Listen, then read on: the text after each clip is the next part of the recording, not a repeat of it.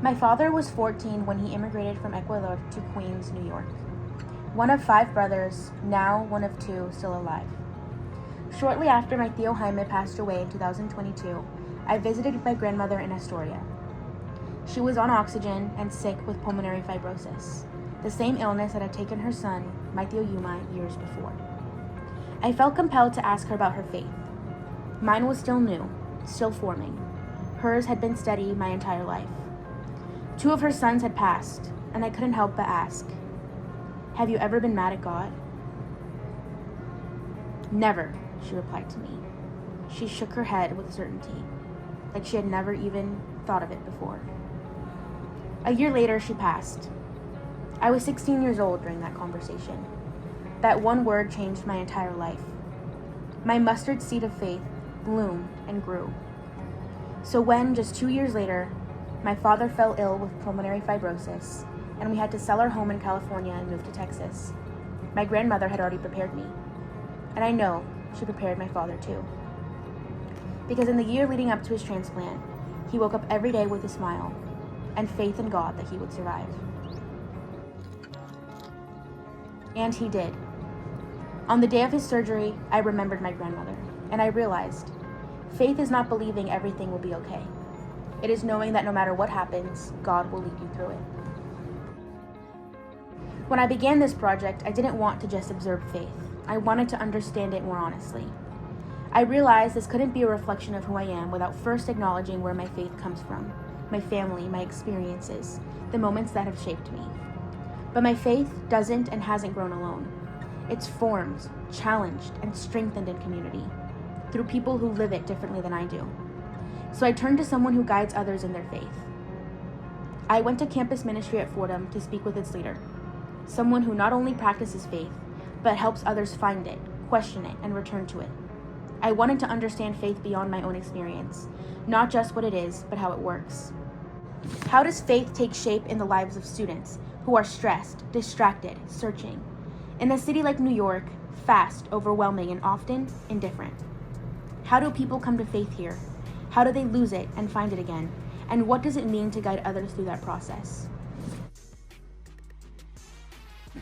So my first question is, what does faith mean to you personally beyond the classic definition? Faith, I think, is ultimately the way we engage the mystery in life. So much of all of our religions are ultimately mystery. We just don't know. We only have the accounts that we know of and our own felt experiences that ultimately direct us toward this great mystery that's just so big, beyond our ability to grasp.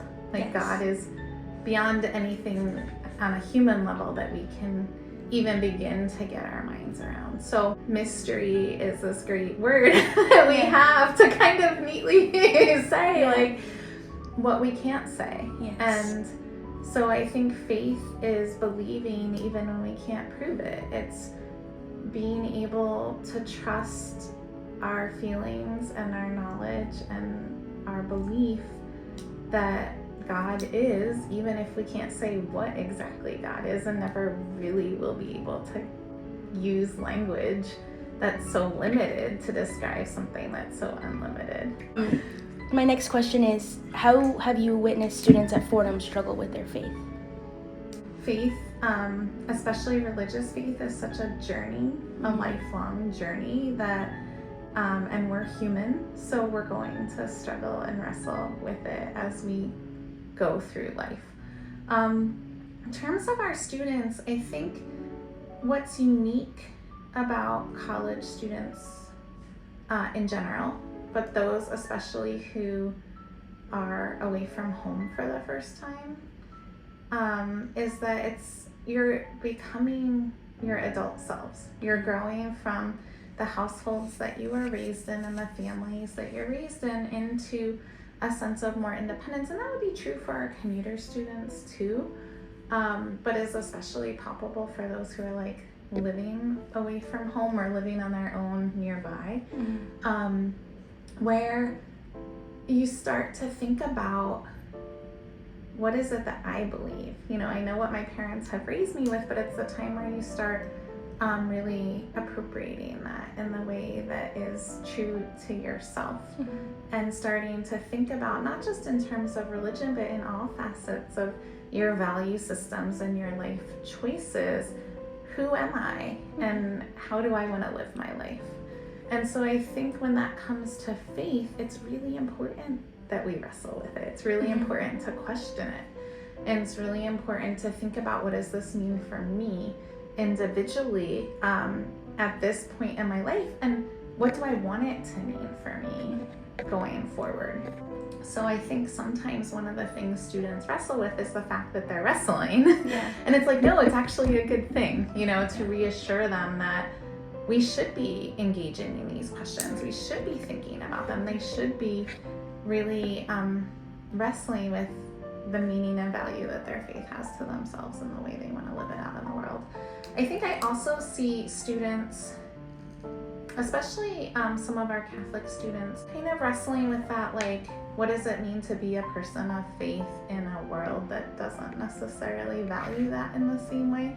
We're seeing some of that shift. Like, I think there is kind of like a movement right now that's returning people more toward faith-based spaces. But I still think there's some of that, like as with any kind of identity attribute of like that desire to fit in, but also to be authentic. And ideally, we can create a community that allows both of those to be true. Yes. Because ultimately, authenticity is really important. How do you help someone who feels distant from God?